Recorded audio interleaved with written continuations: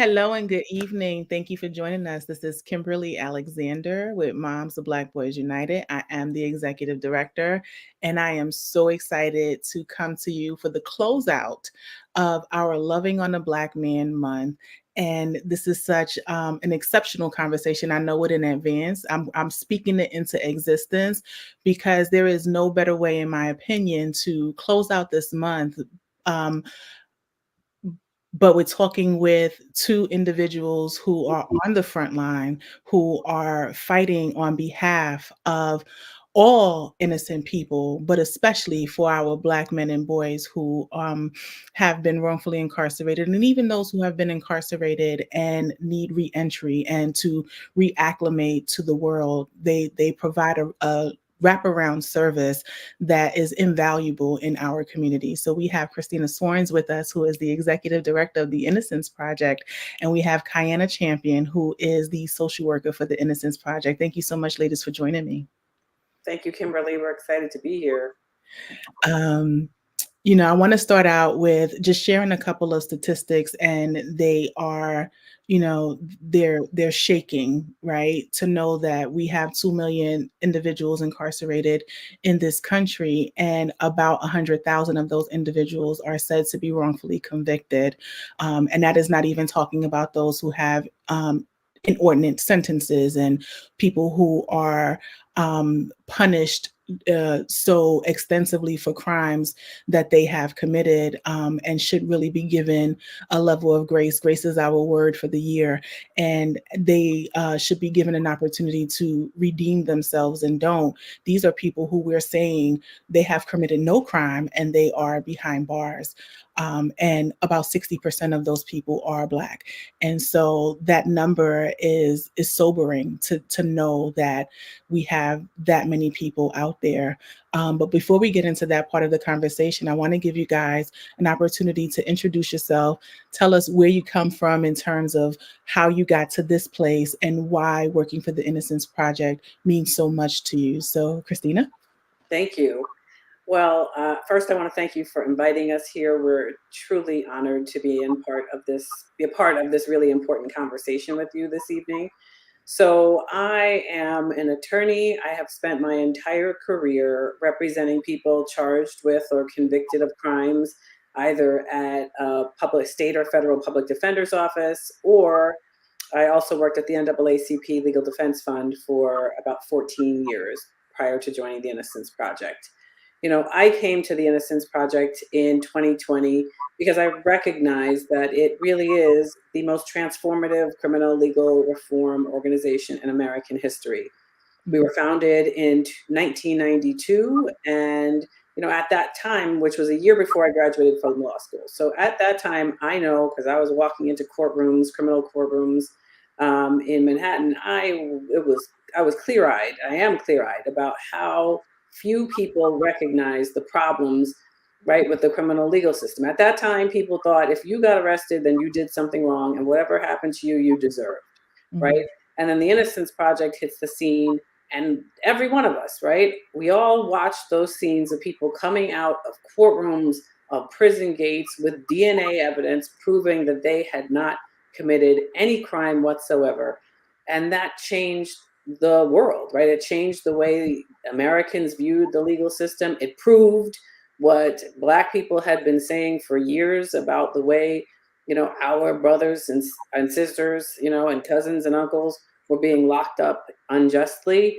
And, not only did they, well, I should say, and over the last 30 years, the organization has freed or exonerated about 250 people. Right. And so this organization has driven not only the freedom of people who are wrongfully convicted, but also policy change to ensure that what happened to those 250 people doesn't happen to someone else going forward. So I joined the Innocence Project because I saw and respected and admired the extraordinary impact that it has had on the criminal legal system. And I really wanted to be a part of it. Amen. Amen. And Kyana?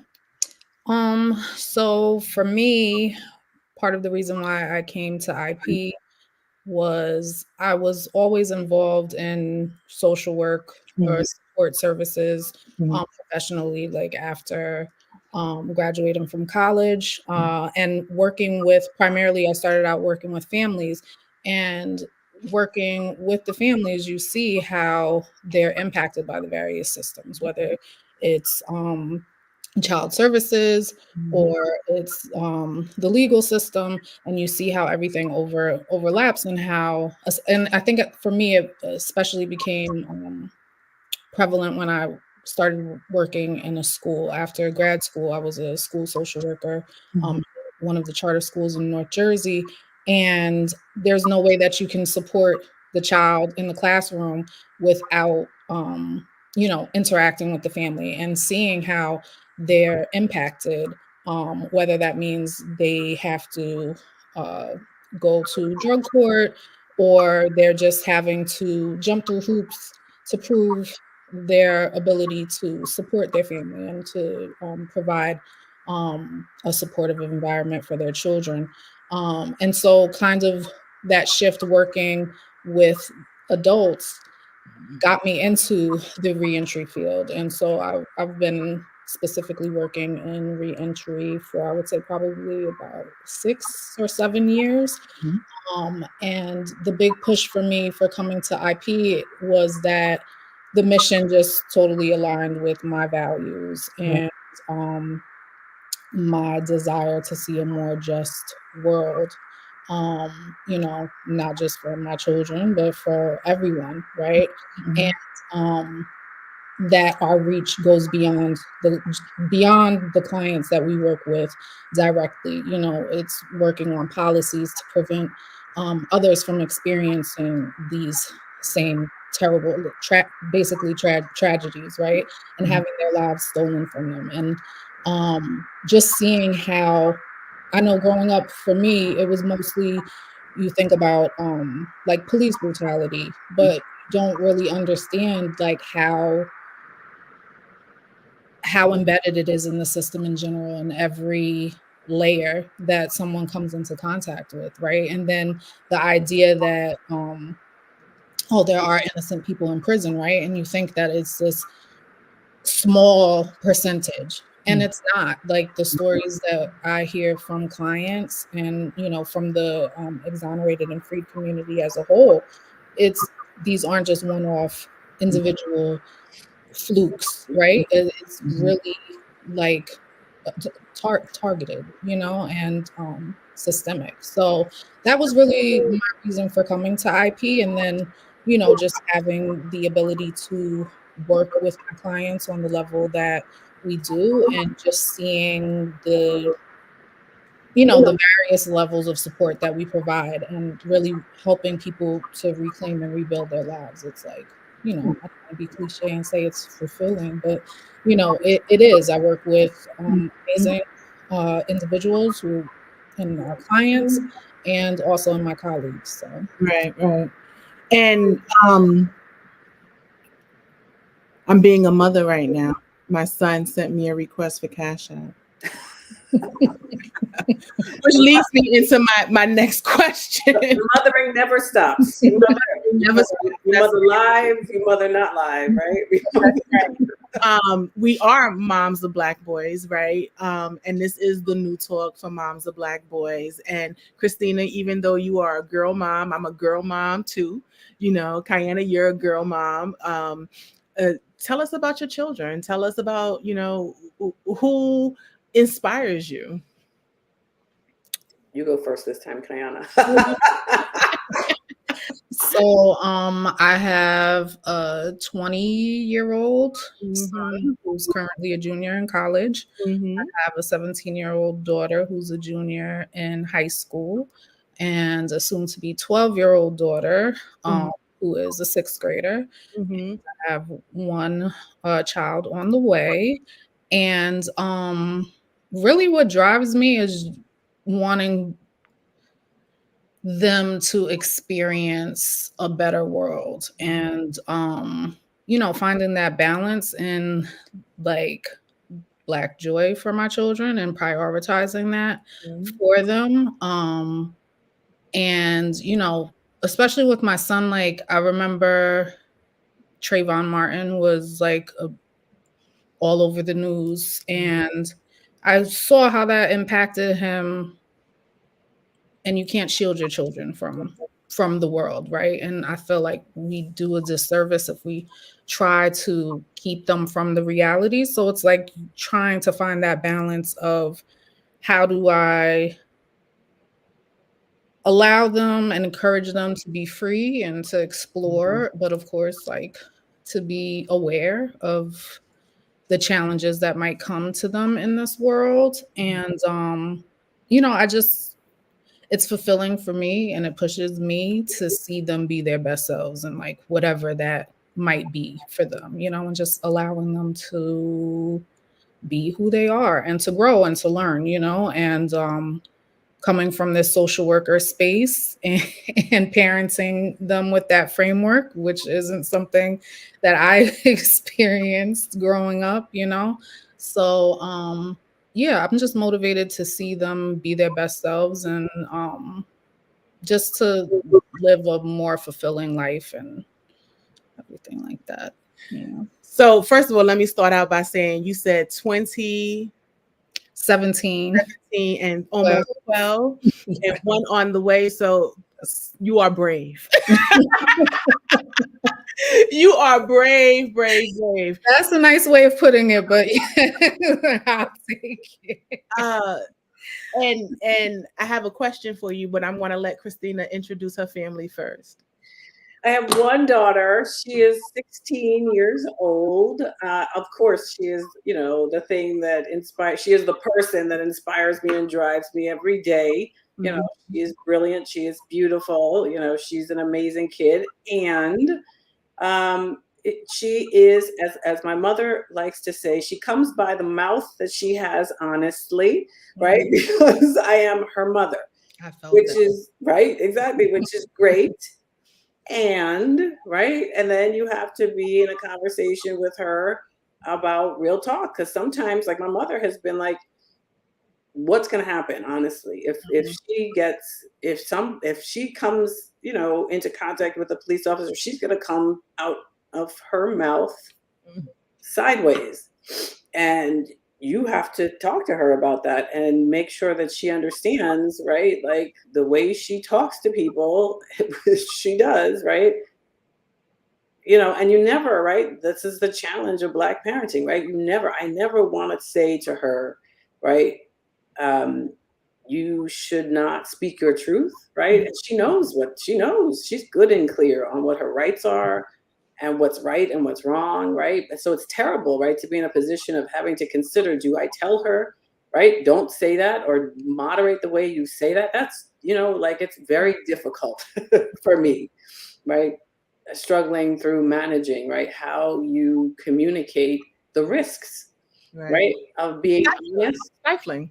Yes, right, of being honest, of embracing the truth of the law, of your rights. Your mother, she grew up with a mother that's a lawyer. She's crystal clear on what they cannot and can do, right? But there are very real risks associated with her ability and limits, right, on her ability to communicate that and the way she communicates that.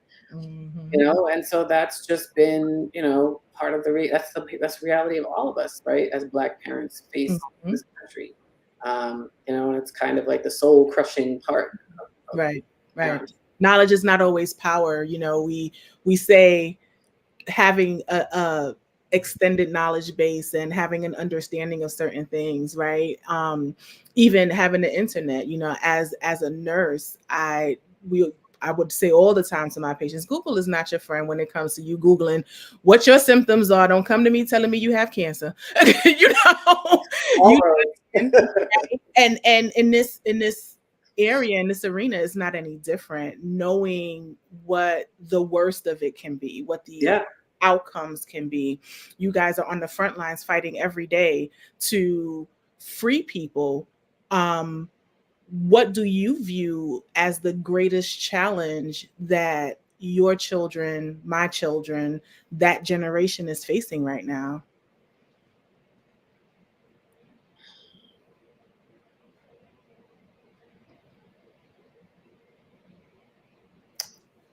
Go ahead, Cam. So I think that the fact that they are very aware. You know, I think our access to information and current events and things like that, we're way more limited, right? And they have that at the in the palm of their hands now. And while it is empowering, I think it can also be like overwhelming for them to realize like how screwed up the current state of events can be. And so finding like that balance and like how can I be active in trying to right these wrongs, but also not letting it overwhelm me and overtake me, and also enjoying my life as a teenager or as a young adult, you know? I think like when you are aware and you know, your mother's a lawyer or your mom's a social worker at the Innocence Project, you have like all this information and you know all of these things that you might not, you know, have access to. And then you think of TikTok and Instagram, and anyone can find out, you know, can follow the organization and see like the very real and sad like challenges that not only our clients face but a lot of people in the world. So I think it's finding like that balance, and how do you not let it overtake you, but how do you also not ignore it, and do your part to change the world, right? And I think for some kids that can be very overwhelming, and it can be like an isolating feeling, and also depressing, right? So I think being able to navigate and get like this overload of information and get, you know, all these videos of police brutality and people being murdered and by the police, and you know, it's just not something that I had to visually see and take in multiple times a day, right? So even though you knew that these things were happening. So I think for this generation, finding like that balance and knowing when to disconnect and you know, not uh letting these images overtake you. um I think that for a lot of people that's challenging. I know for myself as adult, sometimes as an adult, sometimes I get wrapped up in what's going on in the world.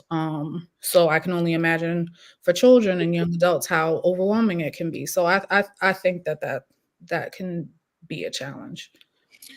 I think the thing that's most profound is the silence after I ask the question. Yeah, right.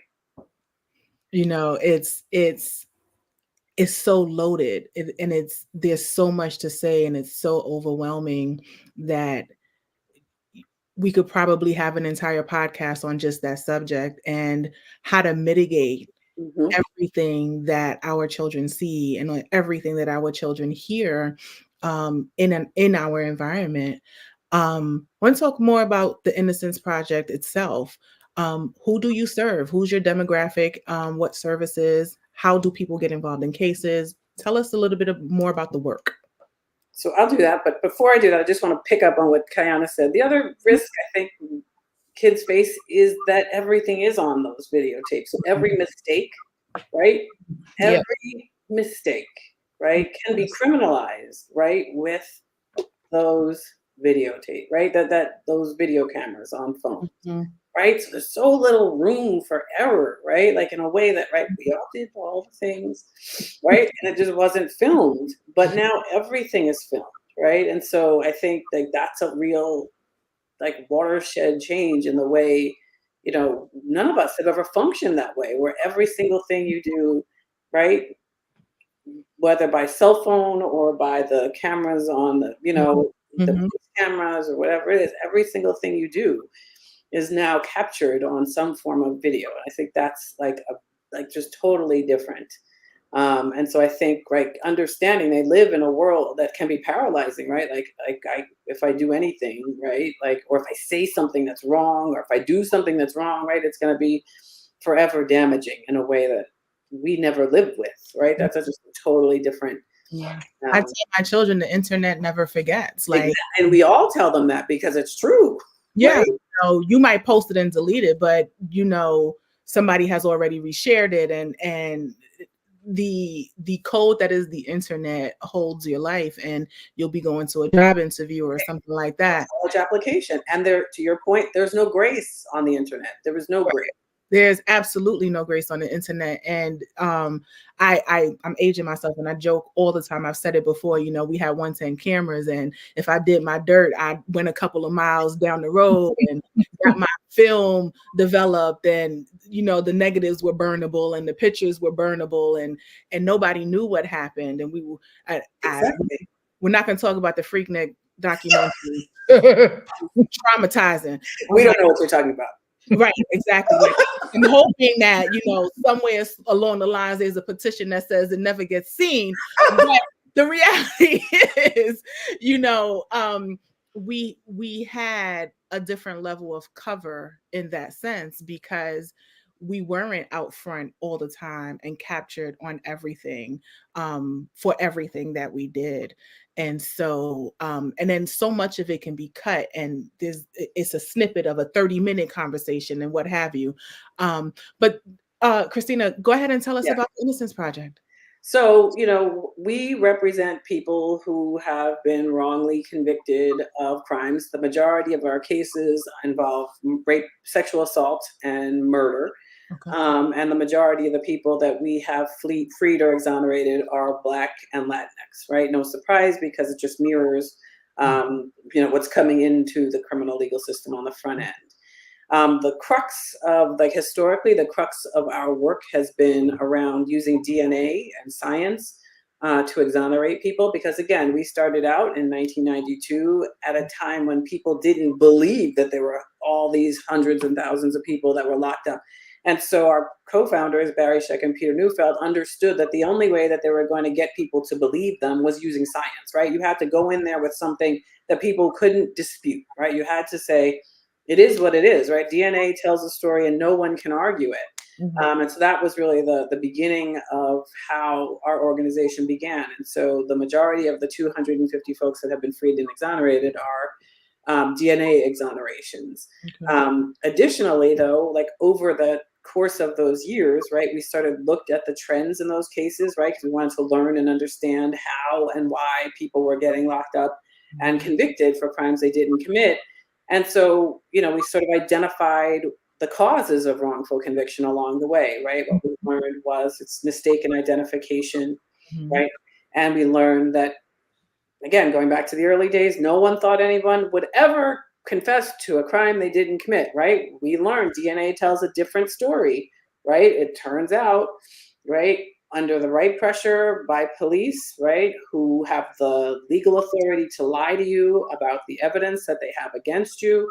Perhaps you're using drugs, you had been using drugs, you're certainly exhausted by hours and hours of interrogation, right? Under the correct circumstances, a lot of us will actually confess to a crime we didn't commit. So we saw false confession, right? Yep. We saw the introduction of unreliable forensic evidence, right? Evidence that literally has no evidentiary value of any kind, right? Bite mark evidence, for example, right? Which is not real, right? And there were, experts, quote unquote, testifying in all of these cases saying a bruise on the decedent's arm was from Christina's teeth, right? That's impossible to prove. It's ridiculous. It's false, right? We had informants coming in, right? All of these factors, right, were identified sort of in those 250 cases, right? And so then we begin to use those factors and say, okay, we need to push for eyewitness identification reform, right? How are police getting identifications? How are the courts hearing that evidence? We need to push for reforms around taking of confessions, right? We're now currently in a campaign to stop police from lying to children. So right now, right, police can lie to children when they're interrogating them, which is literally insane, right? If you need to lie to a child to get a statement, things have gone terribly awry, it seems to me, right? Things are already, crazy. But we are now, in the course of moving legislation state by state to try to end that practice. And so we do, right? So once we find a cause, we then try to create reforms to prevent that from affecting other people. Right. And then Kyana's team, right? We have these 250 folks. They're freed and exonerated, but a lot of them have been, behind the wall for decades, right? So there's the trauma of the wrongful conviction, which is compounded then, right, by the trauma of incarceration. And then, the states are terrible, so they just send them home. Maybe you get compensation, maybe you don't. You're certainly not going to get any mental health or services. They're just like, all right, out you go. And so then Kyana and our other colleagues step in and try to make sure that folks have a real opportunity to reclaim their lives. Right. So,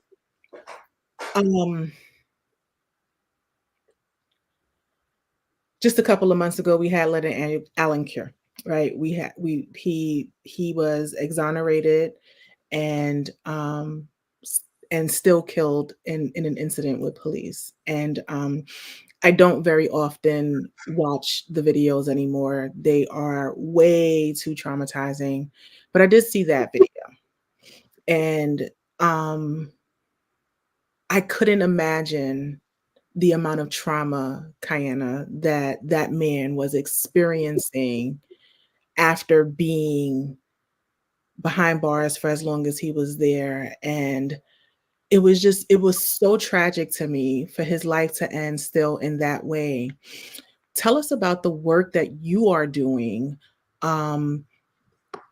First of all, when one person is incarcerated, the family is incarcerated, right? And then worse than the family and this person being incarcerated is everybody living with the lie someone told, with the conviction that should not have been.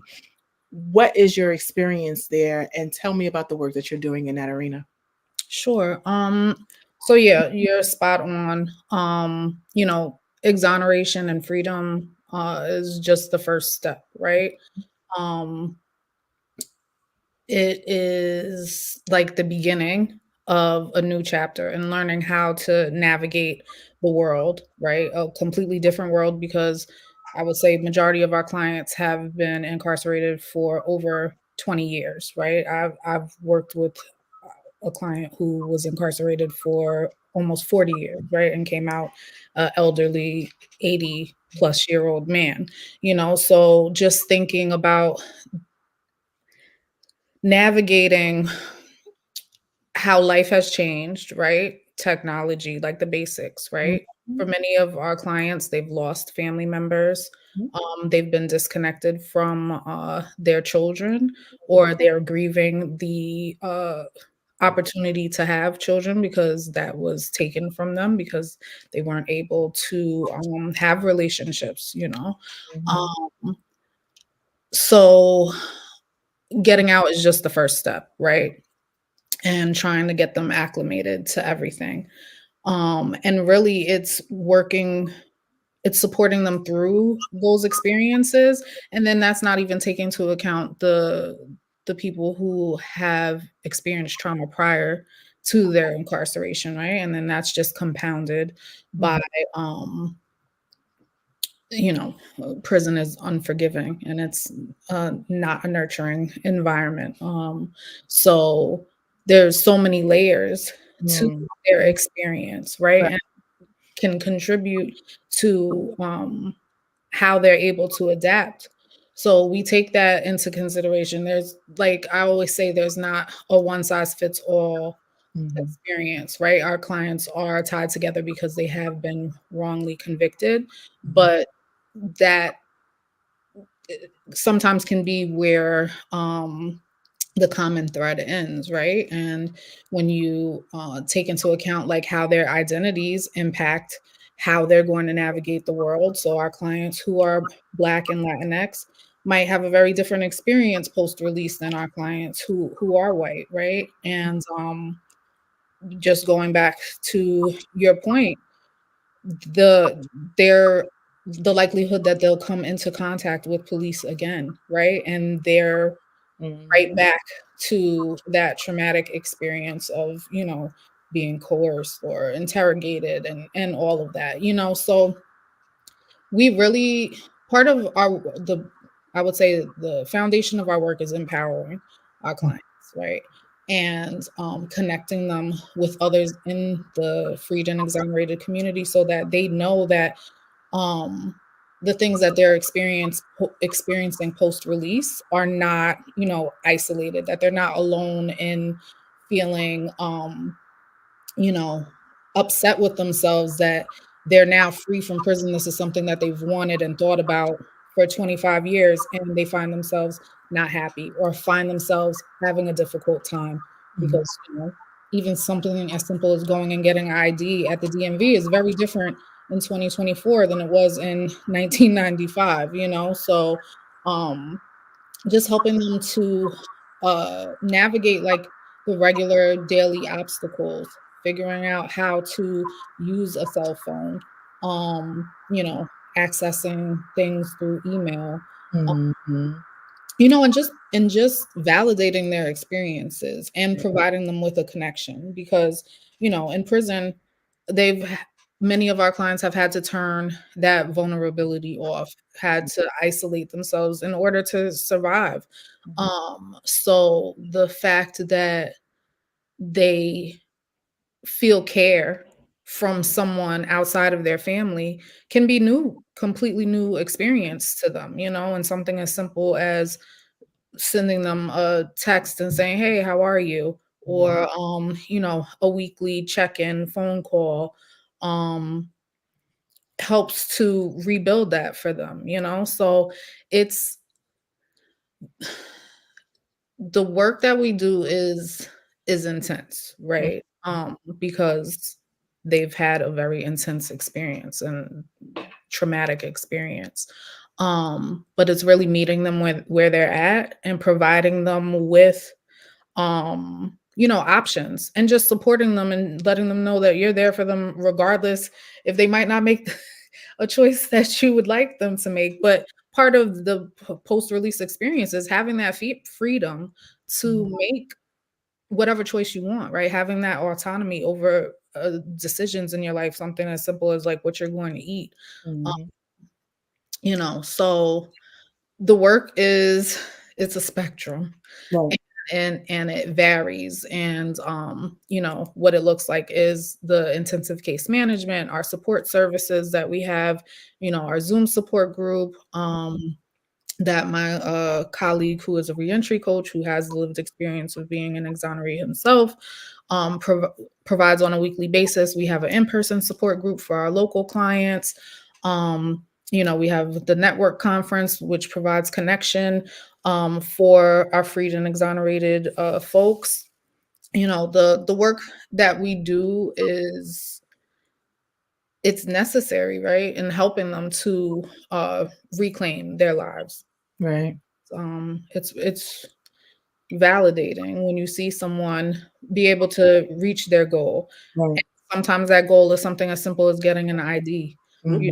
or getting their first apartment because they've never lived on their own. They went from living with their parents to being incarcerated, finding relationships, getting engaged, like doing all of those things, traveling, you know. So yeah, it's just helping them to figure out what it is that they want to do with their lives and finding out the best way to make it happen for them. Absolutely. You are watching the New Talk for Moms of Black Boys. I'm Kim Alexander. I am joined by Christina Swarms and Kyana Champion of the Innocence Project. If you have questions, please drop them in the chat. We would love to get to some of them and be able to answer them. Kyana, you said something that I want to go back to. You said exonerated and freedom are two different things, and being exonerated to me does not mean that you are free. Yeah. Because you are still living with the trauma, you are still living with the hurt, the pain, things like you mentioned, not knowing how to use a cell phone, get an ID, how do you vote, how do you then leverage your voice in the community, but how do you just in and of itself learn to be free? It's is to me tantamount to the idea of relearning to walk, relearning to trust a society that essentially turned their back on you and a system that failed you. So what are those conversations like with the exonerees when they are trying to reacclimate to our current society? Really something as simple as like, what kind of toiletries do you want? You know, something that we do as social workers when someone's exonerated, we'll travel out to where they are and, you know, in those first few days post-release, try to make sure that they have like the basic necessities, so clothing, and toiletries, right? And lots of times I'm in the CVS or Walgreens and we're staring at an aisle of deodorant and I'm like, okay, so there's this one, there's this one. Which one do you want? There so many times it's like, well, which one should I get? And I'm like, well, I could tell you what I like, but I want you to make a choice, right? And you know, starting out with something simple like that, which to us is simple, but to them it's not, because how many decisions have they been able to make over those decades Right. incarcerated, right?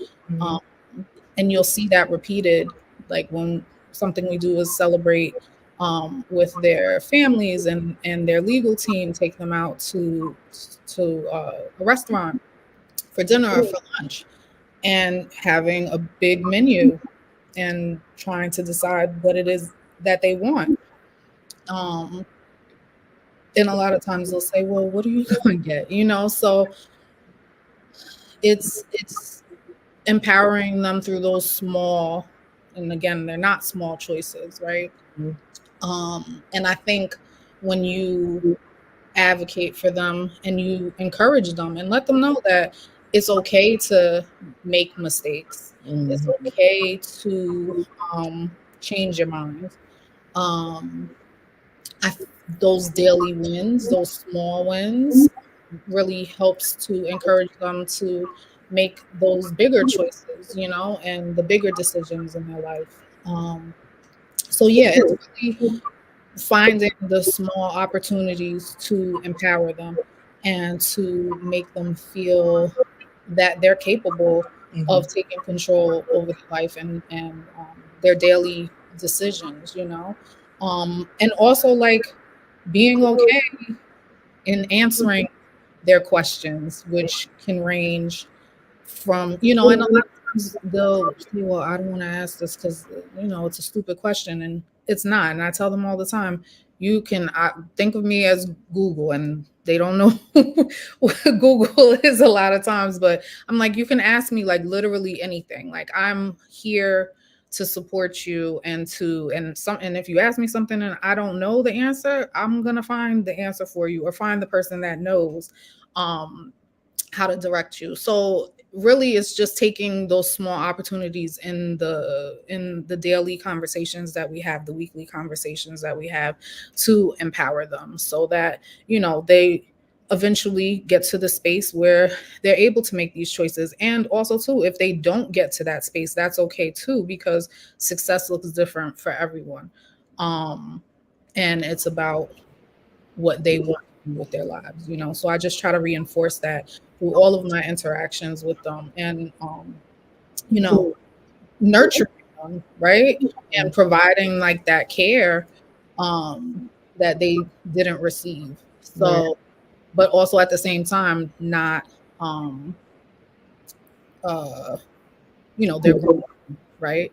So I'm not just empowering them while you're trying to empower them at the same time. I'm not here to tell you what to do or to make it seem like you're not capable, because you are, you know. And even if, and it's okay if you feel like you're not in this time and in this space, but that doesn't mean that you're going to be feeling the same way 2 months from now, a year from now, 5 years from now, you know. Letting them know that they can run their own race and that it's okay to shift and grow, and that, you know, sometimes it doesn't always feel good. Can I just jump in and add something, which is just to say, I love, listening to Kyana all the time because she's just great at what she does, right? And I'm so proud that, she works for my organization and this is what we do. And at the same time, it's outrageous, frankly, that we are a private, not-for-profit organization stepping in to repair the harm that was done by our government, right? That is literally what is happening right now, right? The people that we work with and for didn't do anything wrong. Like, they did nothing. They did not do a single thing wrong. Right. And they experienced like just devastating harm, right? Like life-altering, devastating harm, right? At the hands of police, prosecutors, defense lawyers, whatever. All people, right, sort of who the state bears responsibility for, but on the day, right, this glorious day of release or exoneration, right, it is the Innocence Project social workers who are going to Target and Walmart and, and be trying to help, put the building blocks back into place, right? It's like the government is just saying, oops, my bad. Yep, exactly. Right. And off you go. Right. And so most states have compensation, but not all. Right. And even the states that do have compensation, you have to wait. They're literally, sent out in the street. Right. And we have the resources. Right. My organization, this organization has social workers to step in, but not all people who are freed and exonerated in this country are being exonerated by the Innocence Project. So people come home, make no mistake, right, freed and exonerated, to homelessness, to poverty, right, to all of these things, even though, right, that circumstance was created by our government. And that is just outrageous. Yes, and it's crazy that they don't do much of anything to mitigate those circumstances. And I hear your passion. My question for you, Christina, is you guys have done a miraculous job of getting 250 exonerees freed in the lifetime of your organization. But we started the conversation by saying there is an estimated 100,000 people who are incarcerated who, like you said, did nothing wrong, and the government has truly failed them. Your organization has picked up that mantle. You bear the burden of that. How do you support your staff? How do you support yourself in dealing with that? There's such a small percentage of people you've been able to help. That has to be weighing. Yeah, for sure.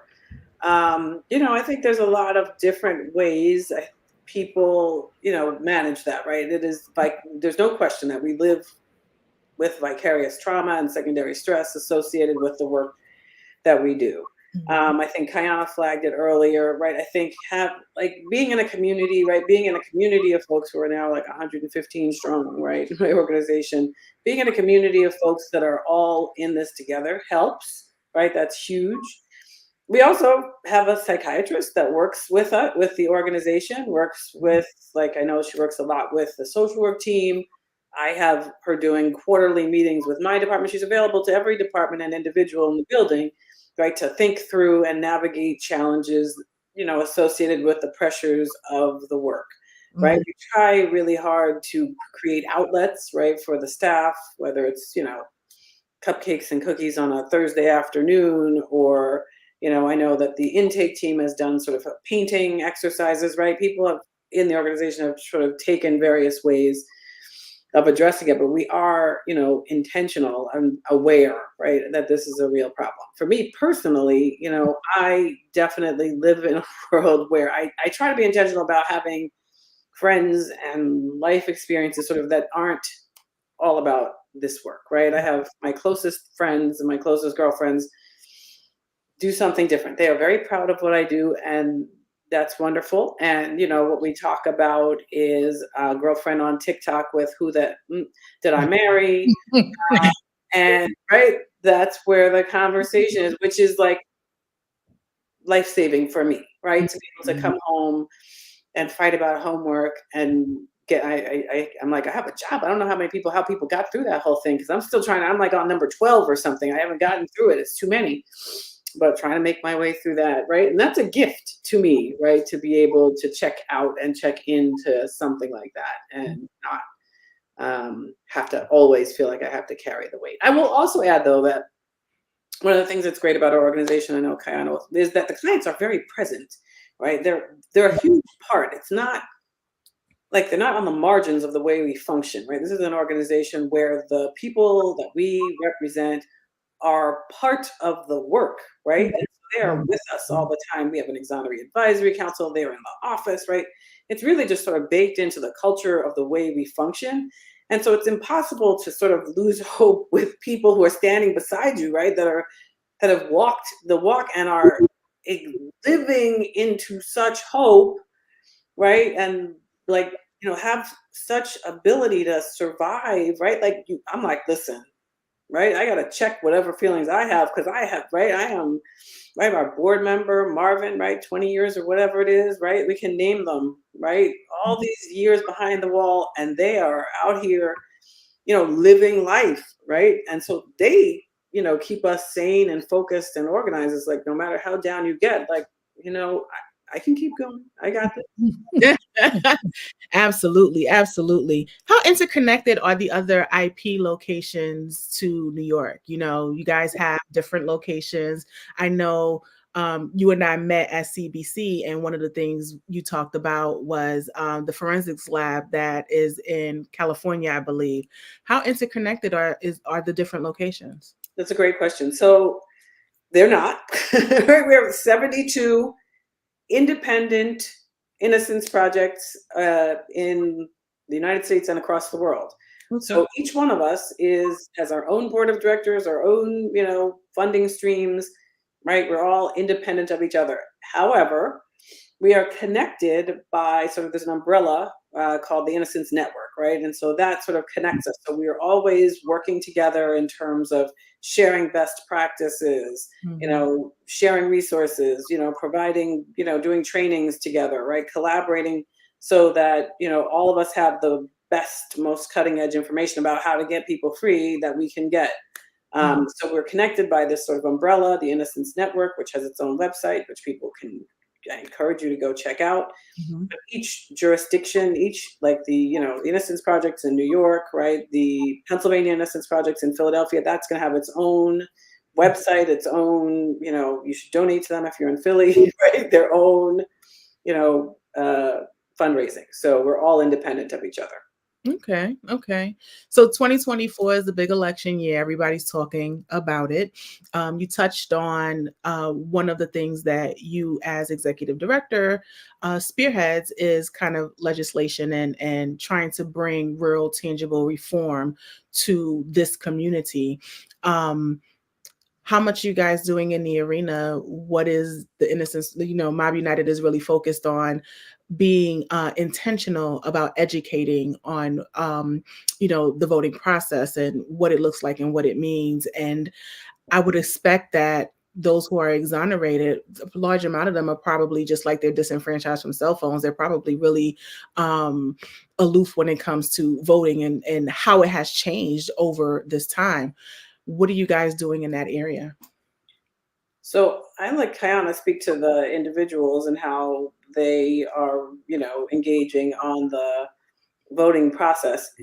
On the bigger picture, look, the truth of the matter is that criminal justice is administered right locally, right? So in order for us, right, to see change, right, and it's funny, right? Everybody always pays attention to the top of the ticket, right? But what happens, right, that impacts the people around us in our communities, the people that we're ultimately, the people that we're talking about right now, the people that we represent, those decisions are made at a much more local level, right? Your prosecutor is elected, right? Your sheriff is elected, right? These are the people that are influencing day by day what is happening, in your town, city, village, wherever you live.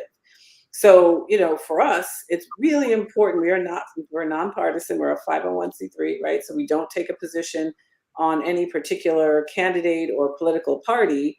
But what we do say is, right, it's really imperative for everyone to understand who is running for election at those levels, right? And to urge and to make sure and to hold them accountable.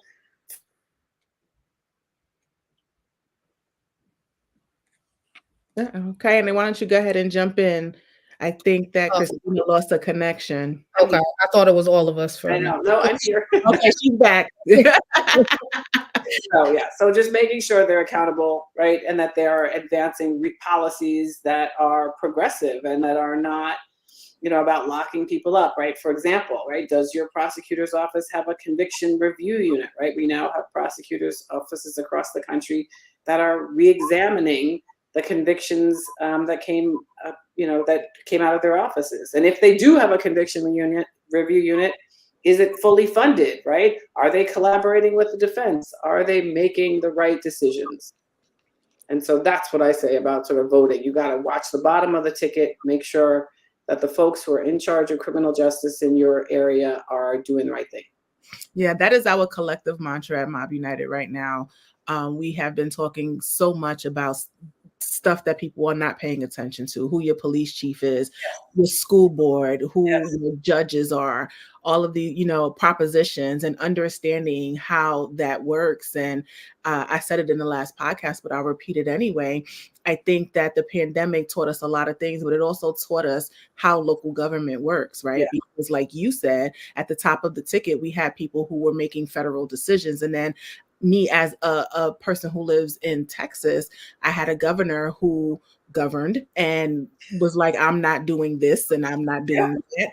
And it really was the perfect illustration to how, federal locales influence all kinds of things, from Social Security to Medicare to, IDEA for kids in school, and disability laws, and all of it.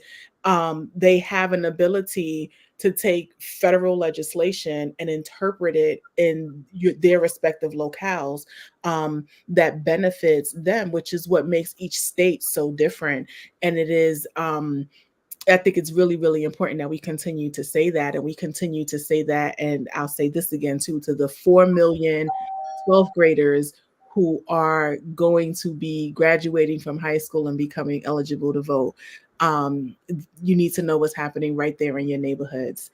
Kyana, tell us about how those exonerees feel about the relationship to government and being part of the process. Do they feel empowered to do that?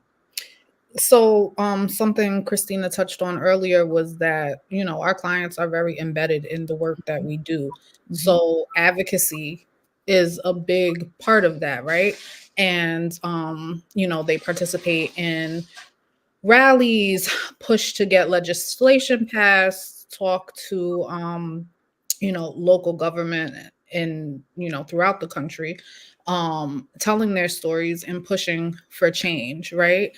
You would think that I think a lot of people would make the assumption that, someone who has been wronged is like, I don't want anything to do with politics, with government. And that has not been my experience with any of the clients that I work with. It's whether they're showing advocacy by speaking and being a voice at these rallies and talking to local politicians, or if it's just advocating within their own community and providing awareness for their fellow freed and exonerated people about what's going on, pushing petitions and things like that. They're very engaged and very involved and want to know what's going on and how they can prevent what happened to them happening to anybody else, because they don't want to see that. They know how this has impacted their life and changed the trajectory of their life, and they don't want that to continue. So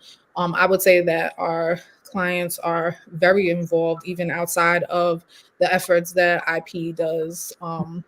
Ourselves, and they'll tell me things that I had no idea were even going on, so yeah, so that I would say they're heavily involved and want to be engaged in politics and the laws that shape us.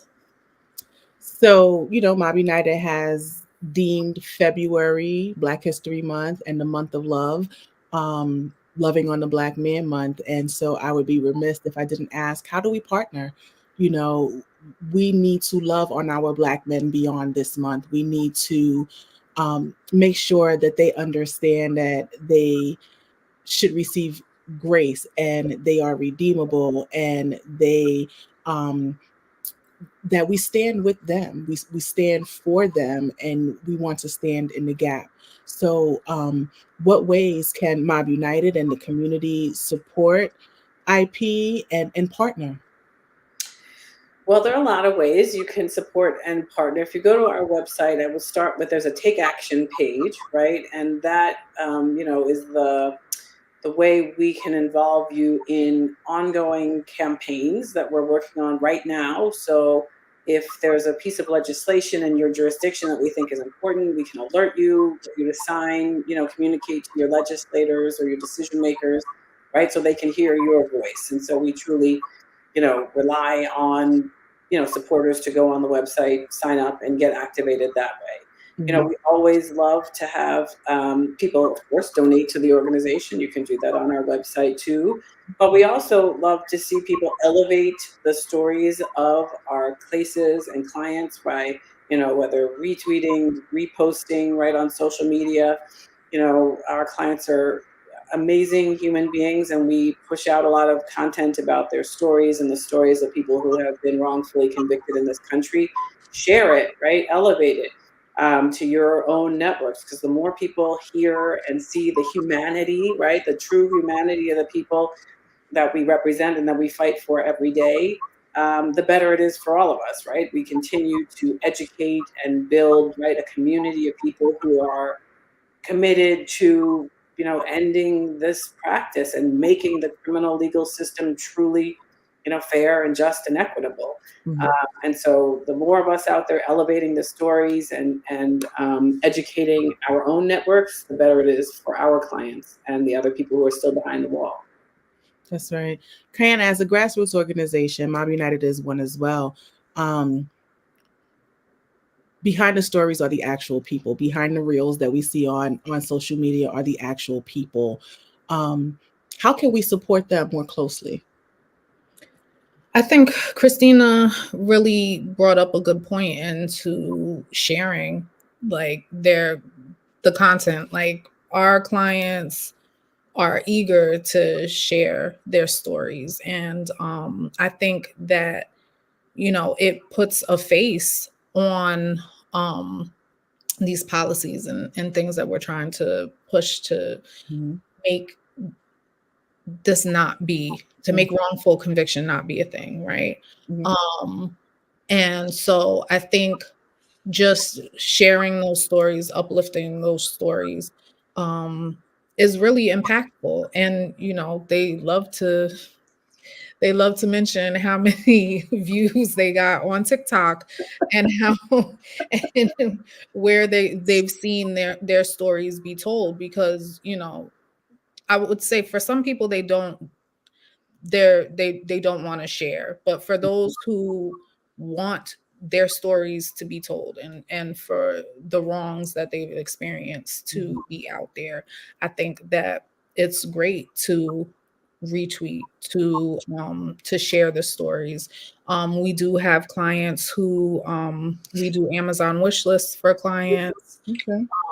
And that's just another way that we provide support for them once they're, released, because they're furnishing apartments, and, a lot of our clients aren't able to just jump right into employment because of the trauma that they've experienced, or because, they're released from a prison system that does not release them with an ID, or a birth certificate, which is required to get a job, and sometimes that takes months and months and months. So that's definitely a way that clients can be supported. And we do share those links on our socials as well. So and just sharing the stories.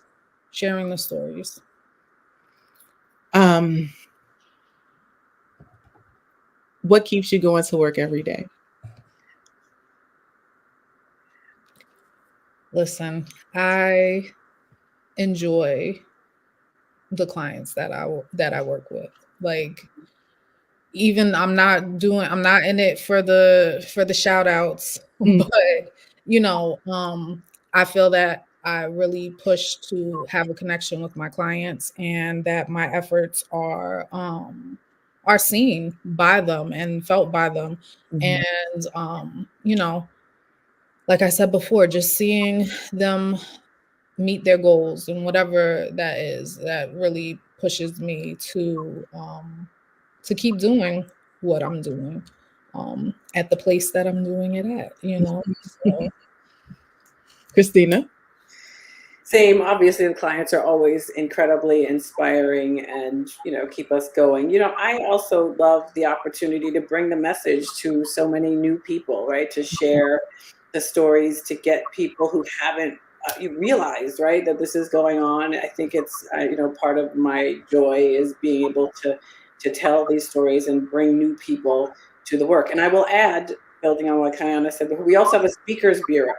mm, So you can reach out to us and you can have a freed or an exonerated person come and tell their story to your school, to your business, right, to your workplace, wherever you may be, right? We have an apparatus that will, allow, our clients and the freed and exonerated people around the country to come and share that story with you. And I think that's to me one of the best parts of what I do.